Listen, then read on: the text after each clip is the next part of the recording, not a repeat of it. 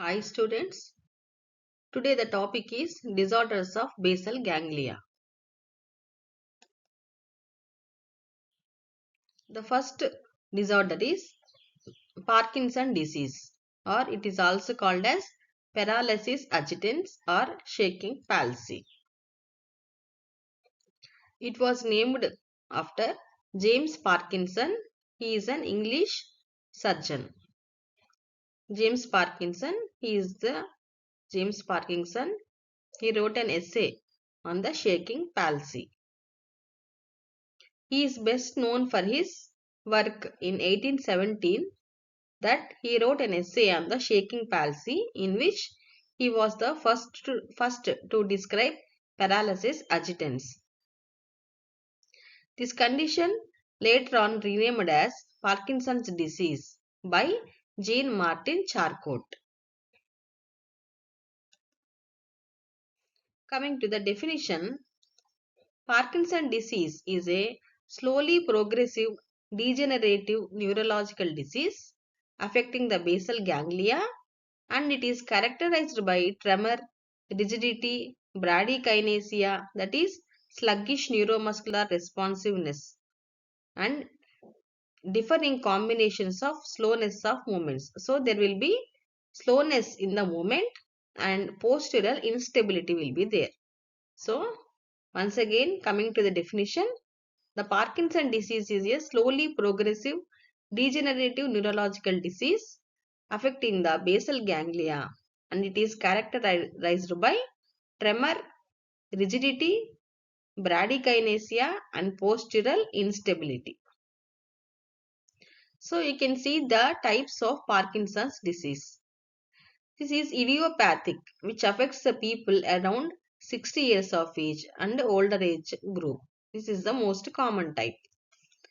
Early onset means it affects the people between the 21 years to 50 years old. It is rare.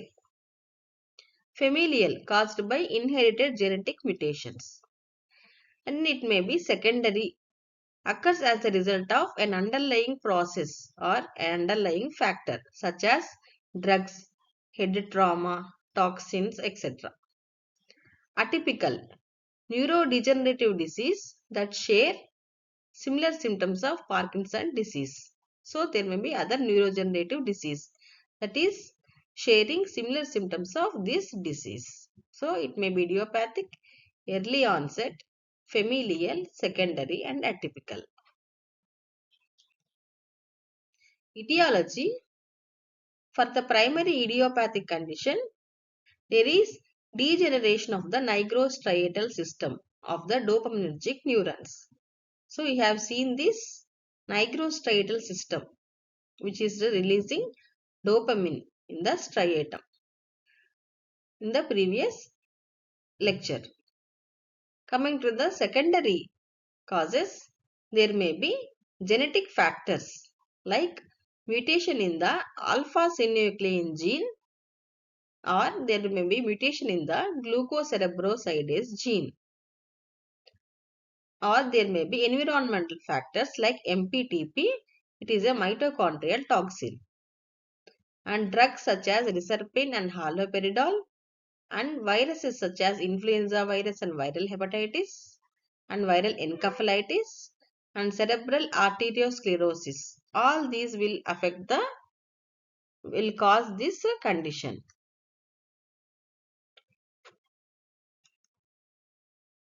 See this nigrostriatal pathway.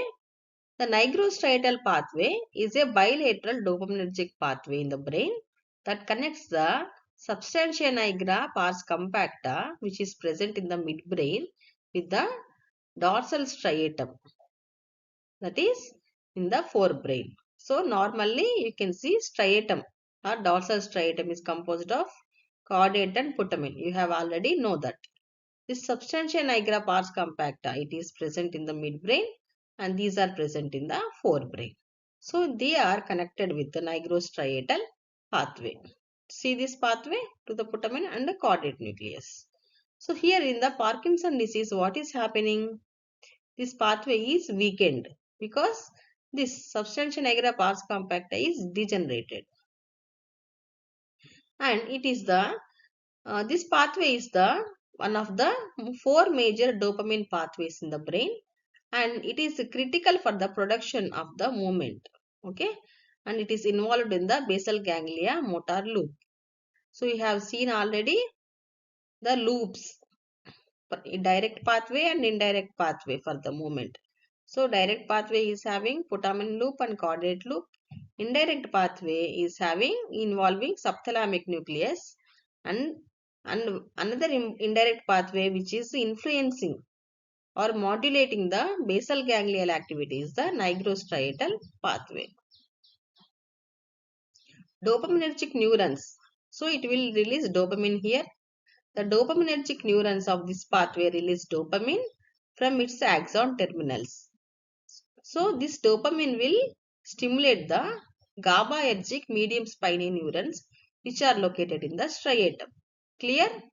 So these neurons will stimulate the GABAergic medium spiny neurons. So from where these neurons will go? These neurons will go to the globus pallidus. Okay. So this dopamine is a excitatory neurotransmitter and GABA is a inhibitory neurotransmitter.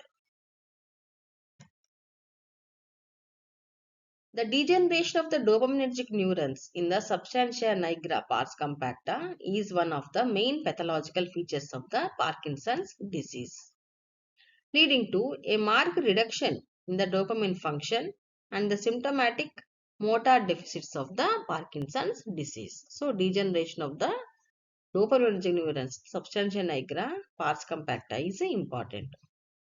The pars compacta contains dopaminergic neurons that forms the nigrostriatal pathway that by supplying dopamine to the striatum, it relays the information to the basal ganglia. Okay. In contrast, if you see pars reticulata, it has mainly GABAergic neurons. So compacta is having dopaminergic neurons, where reticulata is having GABAergic neurons. Here we are concerned with the pars compacta. Here you should notice that some neurons, okay, will contain D1 receptors and it will go to substantia nigra, okay, to form direct pathway, and some neurons, other half and half will express D2 receptors, okay, and they will project indirectly, okay. So direct pathway and indirect pathway we have studied in the last class. So the direct pathway is connecting striatum to the substantia nigra pars reticularis directly, and indirect pathway is connecting striatum to the substantia nigra pars reticularis with the help of globus pallidus, externus and subthalamic nucleus. So D1 receptors, I already told in the last class, they are concerned with direct pathway, and D2 receptors concerned with indirect pathway, and remaining 5% are interneurons. No, from substantia nigra pars compacta, the dopamine is released in the medium spiny neurons. They will be activated and they will stimulate the GABAergic cells. Okay, because the striatonigral and the nigrothalamic pathways are inhibitory, activation of the direct pathway creates an overall net excitatory effect on the thalamus and on movement generated by the motor cortex. So the person wants to do some movement. So the thalamus should be relieved from the inhibitory effects of the nigrothalamic pathway. Okay. So how it will do? I already told, via the direct pathway. That is, striatum is cortex is stimulating the striatum, and striatum is excited, and it will stimulate the GABAergic cells in the GPI and SNPR.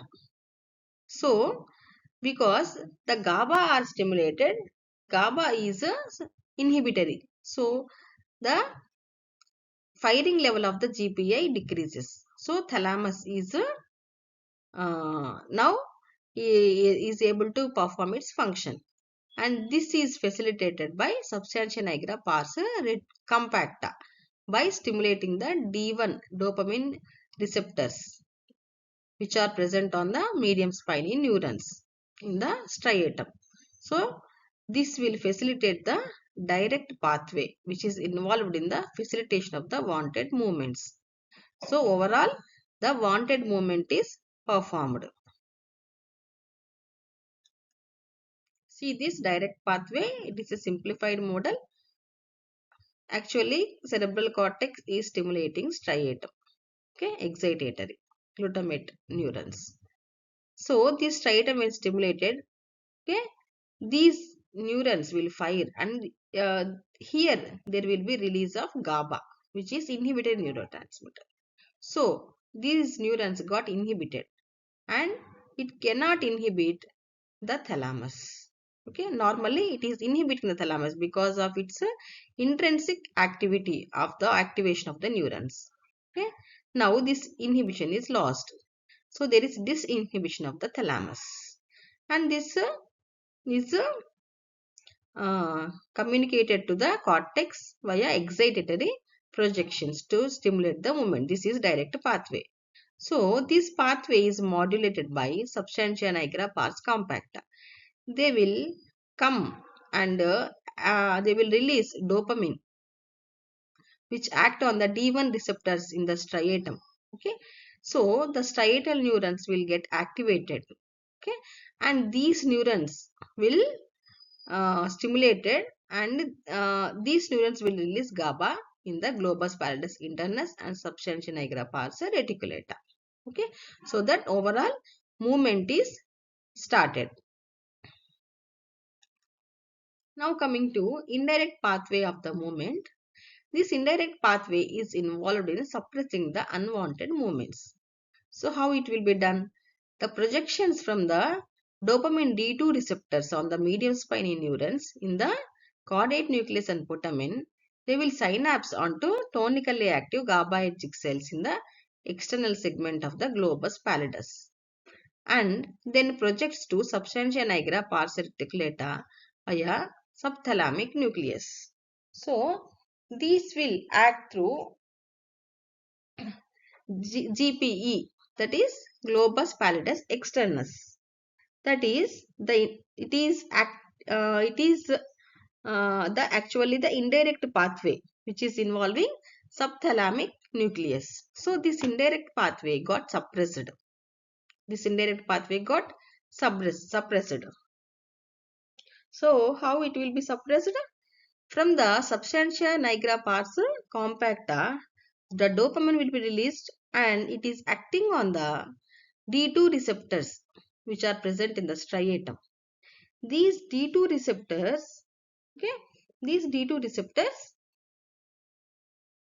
will, these D2 receptors, they are coming to the GPE, that is globus pallidus externus. This globus pallidus externus actually is tonically active and it is suppressing the subthalamic nucleus. Now this GPE got inhibited via the GABAergic cells, GABAergic neurons. Okay, so now this is inhibited. Now the subthalamic nucleus is freed from its inhibition, that is disinhibition of the subthalamic nucleus has happened. Now it is acting on the GPI and substantia nigra pars reticularis. These two complex, that is GPI and SNPR, will suppresses the thalamus. So thalamus cannot send its impulses to cortex and striatum. Okay, so thereby the basal ganglia will suppress the unwanted movements. So okay, because the striatopallidal, striatum to pallidum and nigrothalamic pathways are inhibitory because the striatopallidal, striatum to pallidum. It is always inhibitory. And from nigro, that is substantia nigra pars reticulans, substantia nigra to thalamic pathway. These both are inhibitory. But the subthalamic to nigro, substantia nigra pars reticularis pathway is excitatory. Activation of the indirect pathway creates an overall net inhibitory effect on the thalamus, and the movements from the cerebral cortex is decreased. So this is indirect pathway of the movement.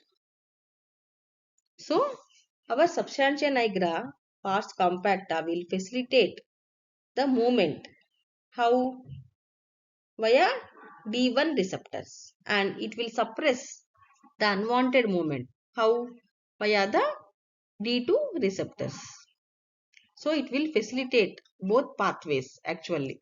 It will facilitate the direct pathway and indirect pathway so that wanted movement should be occurred, and it suppresses the unwanted movements. Okay, so thereby it facilitates the movement, desired movement.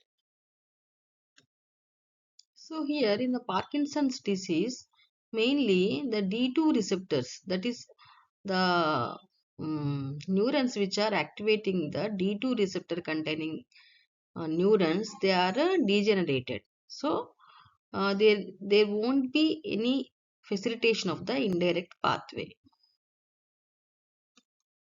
So here you can see the clinical features, that is akinesia or hypokinesia. That is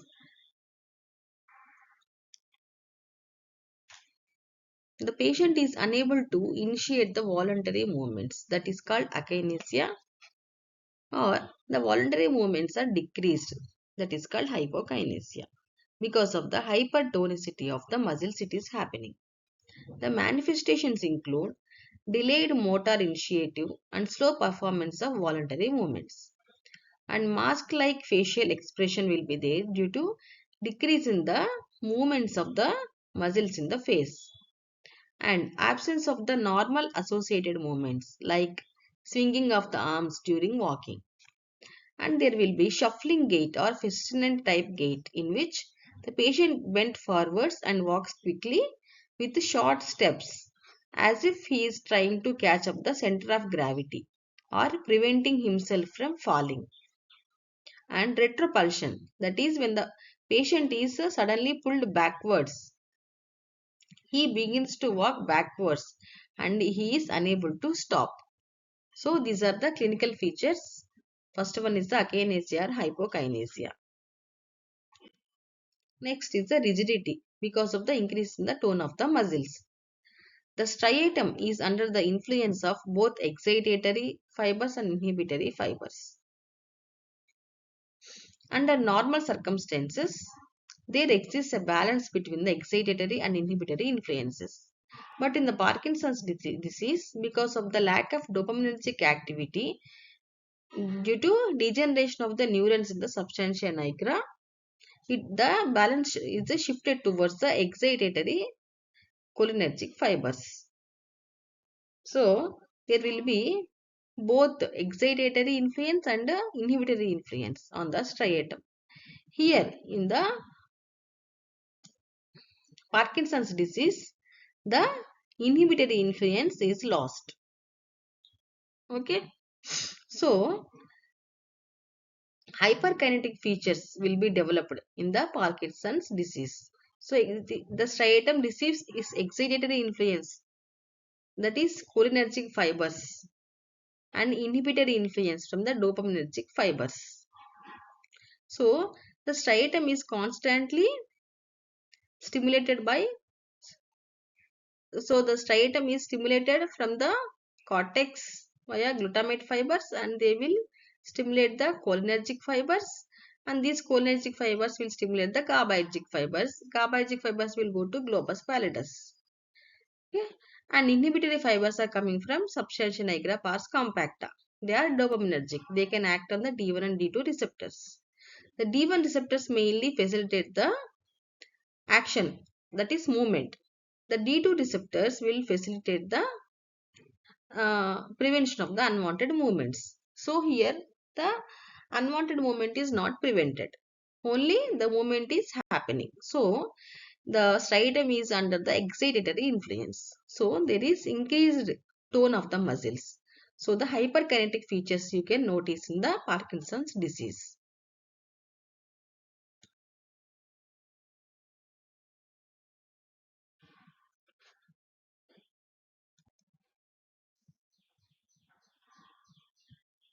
So coming to the treatment, the Parkinson's disease can be treated with levodopa, dopamine agonists, anticholinergics, amantadine, COMT inhibitors, MAO-B inhibitors. And there may be surgical treatment also, that is ablative type, thalamotomy, pallidotomy, subthalamotomy, deep brain stimulation of VIM nucleus of the thalamus, globus pallidus internus and subthalamic nucleus. Why we are stimulating globus pallidus internus and subthalamic nucleus? Because if you stimulate subthalamic nucleus, it will stimulate GPI. If you stimulate GPI, then it will inhibit the thalamus. So thalamus will be inhibited. So unwanted movement will be inhibited. There may be transplants also using human fetus, xenotransplants and genetically engineered transplants. In dopamine agonists also, we will use mostly dopamine D2 agonists. So before going to chorea, athetosis, balism, hemibalism, so these are the other disorders of the basal ganglia. We should know pathophysiology of the Parkinson's disease a little bit. Okay.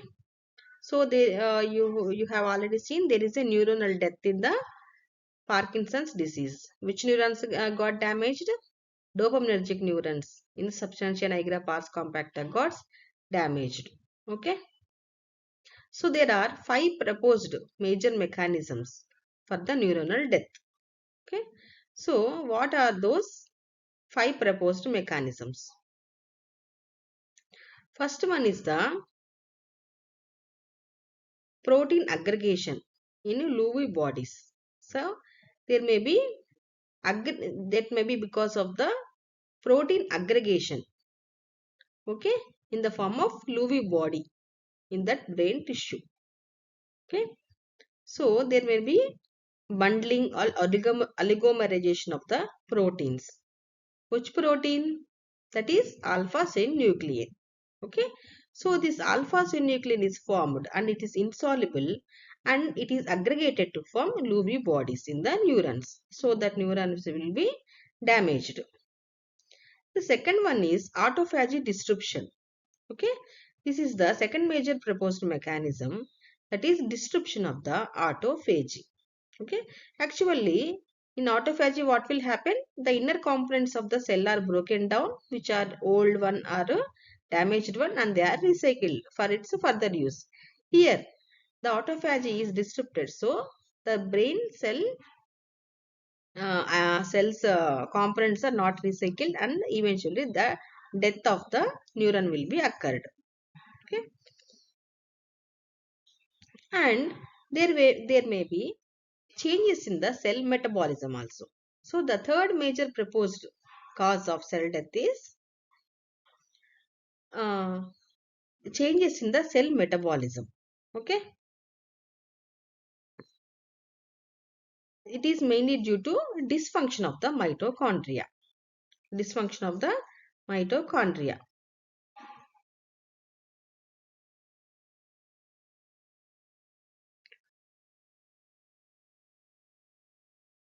So we have seen the major causes of the neuronal cell death because of the protein aggregation as the form of Lewy body, alpha-synuclein, disruption of the autophagy, and changes in the cell metabolism or mitochondrial function.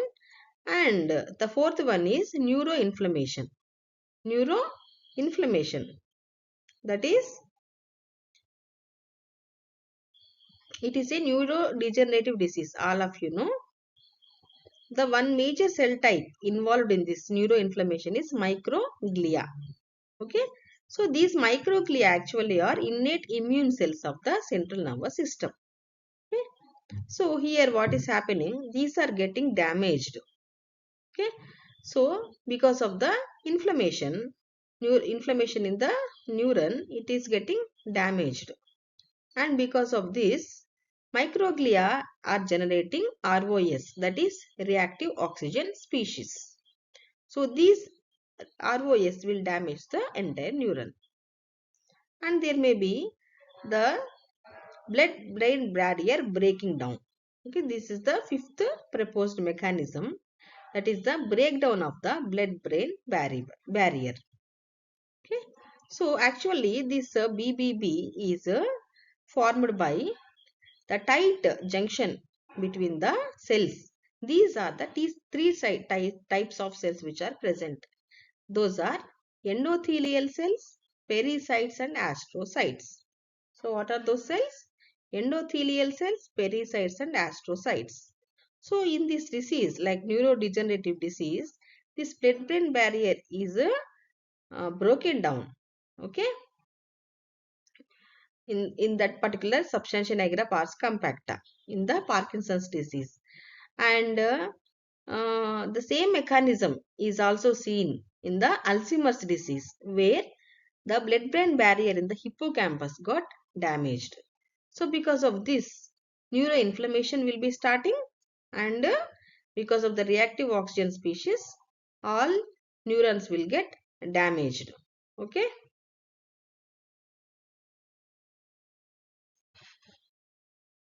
Next, coming to second disorder of the basal ganglia, chorea, athetosis, balism and hemibalism. Okay. So what is chorea? Chorea is a rapid involuntary movement which is non-stereotypical. Okay. Semi-purposeful or non-purposeful movements. It is a dance-like movement, more on the distal muscles. Okay. So it is a rapid involuntary non-stereotypical semi or non-purposeful movements, dance-like movement, more on the distal muscles. Whereas the balismus and hemibalismus, they are rapid movements, involuntary, non-stereotypical, non-purposeful, violent flinching movements. Okay, and they are more seen in the proximal muscles. Whereas athetosis, it is a slow, involuntary, non-stereotypical movements, non-purposeful. It is a writing movement has propensity affecting the upper limb. So athetosis affecting the upper limb. Chorea because of damage to caudate nucleus, and atherosis will occur because of the damage to the putamen nucleus.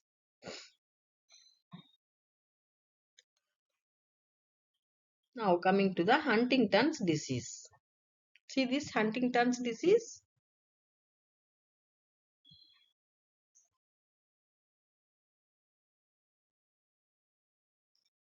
This is the chromosome 4. This is long arm and this is short arm.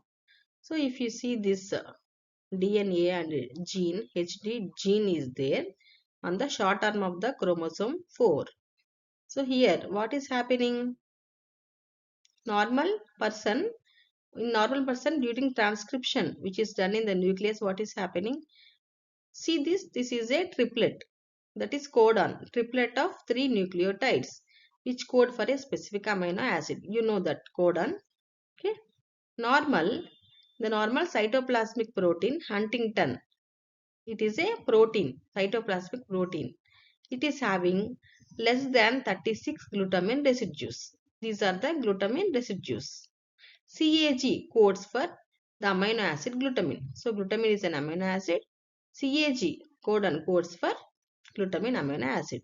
Normal persons, there is in that chain, Huntington chain, there is less than 36 glutamine residues. But in Huntington's disease, what is happening? There is formation of abnormal Huntington protein in the cytoplasm. So it is having more than 36 glutamine residues. Why it is happening? Because of the presence of repeating CAG codons. The normal gene has less than 36 repeats. The mutated gene has more than 36 repeats. So, in Huntington's disease, the HD gene is mutated. So, it is releasing more CAG repeats. Okay. So, more amount of glutamine residues are attached and it is leading to formation of abnormal protein Huntingtin. It is leading to Huntington's disease. Why? Because the subthalamic nucleus is stimulating GPI and SNPR. Okay. Now, this GPI and SNPR is inhibiting thalamus. Okay. So, here what is happening? The GPE is inhibiting subthalamic nucleus. So, subthalamic nucleus is not activated. But the GPI and SNPR is not activated. So, the thalamus is not inhibited. So, thalamus fights continuously and leads to hyperkinetic features. So, ultimately there is disruption in the indirect pathway which is involving subthalamic nucleus. So, hyperkinetic features will be developed.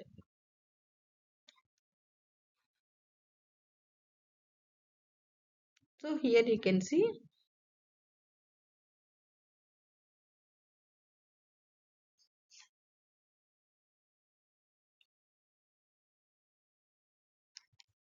neuronal cell death in the Huntington disease because of maybe external stimuli like this.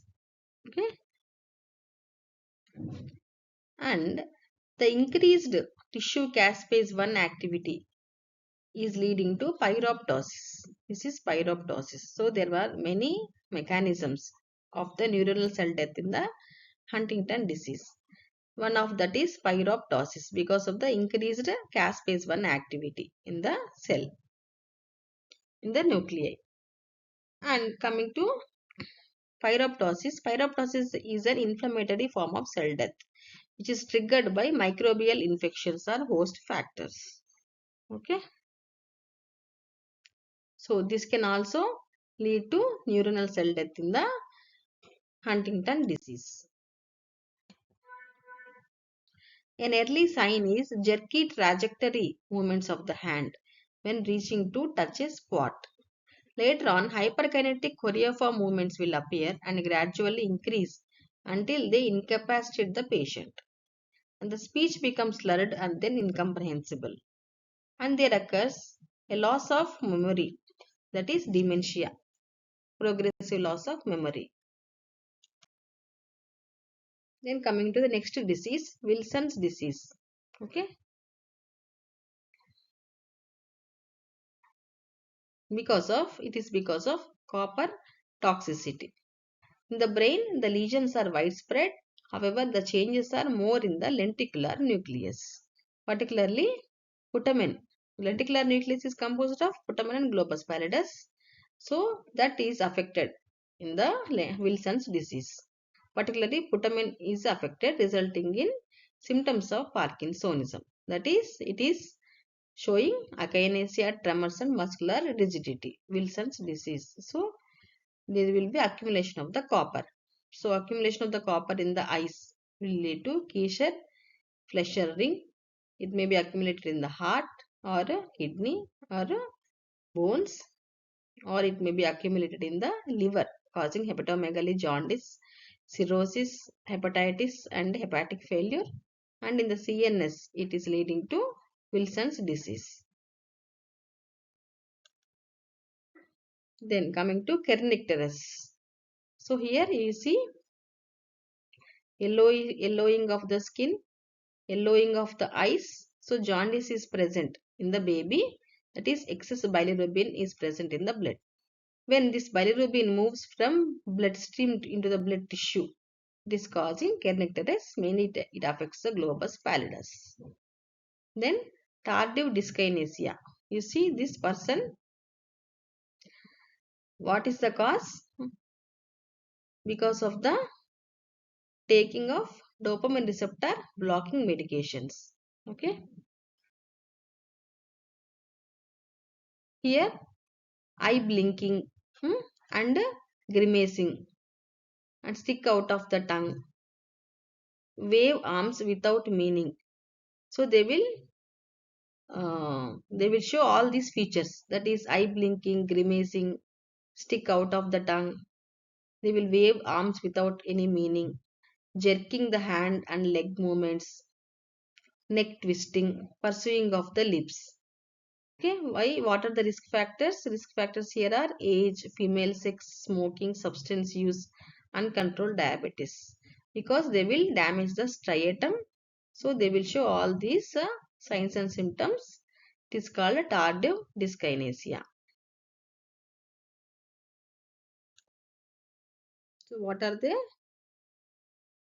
formation of new aggregates of the alpha synuclein protein, and damage of the mitochondria, cell organelle, and disruption of the blood brain barrier, and what neuroinflammation. Okay, neuroinflammation. Okay, so all these are leading to damage of the neurons. So we have learned all these disorders of the basal ganglia. This Parkinson disease can come as a question. Okay, so we have to write all these things and draw the flow charts also.